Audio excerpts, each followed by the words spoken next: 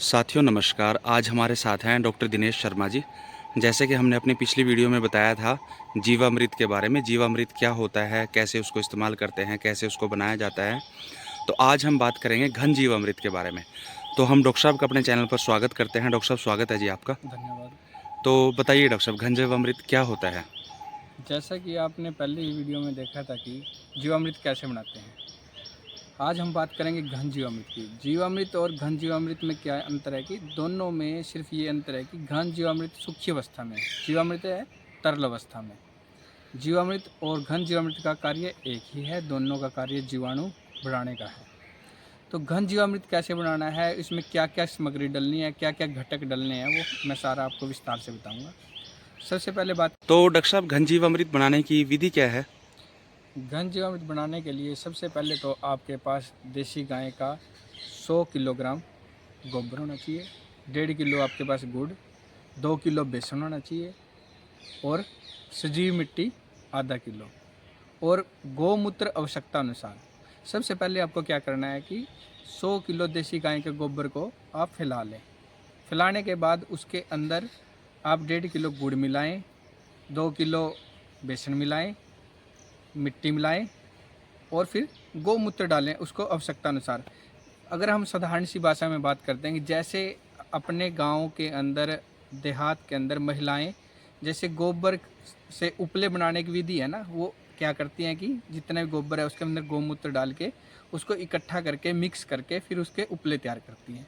तो आप लोगों को भी ऐसे ही करना है। जितना भी गोबर है, बेसन है, गुड़ है, मिट्टी है और गौमूत्र उसके अंदर डाल के उसके उपले बनाने हैं, छोटे छोटे उपले बना लेने हैं और 3 से 4 दिन तक वो क्या करने हैं, सुखाने हैं। सुखाने के बाद उनको क्या करना है, एक छोटे डंडे की सहायता से या जैसे देहाती भाषा में बात करते हैं आप, मोगरी से जिससे कपड़े धोते हैं उसके साथ उसको बारीक कर लें। बारीक करने के बाद उसको 3 दिन तक फिर सुखाएं। बिल्कुल बारीक होने के बाद उसको क्या करना है, आपको स्टोर करके रखना है। घन जीवामृत 6 महीने तक आपका ख़राब नहीं होगा। अमृत बनाते समय किस चीज़ का आपको ध्यान रखना है, सबसे पहले तो कि आपके सीधी डायरेक्ट सनलाइट उस पर नहीं लगनी चाहिए, बरसात का पानी नहीं लगना चाहिए। जब आप इसको स्टोर करके रखते हो तो स्टोर करते वक्त ध्यान रखना है कि आपके इसके अंदर नमी नहीं होनी चाहिए। अगर नमी होगी तो ये क्या गर्म हो जाएगा और जीवाणुओं की संख्या इसमें कम हो जाएगी।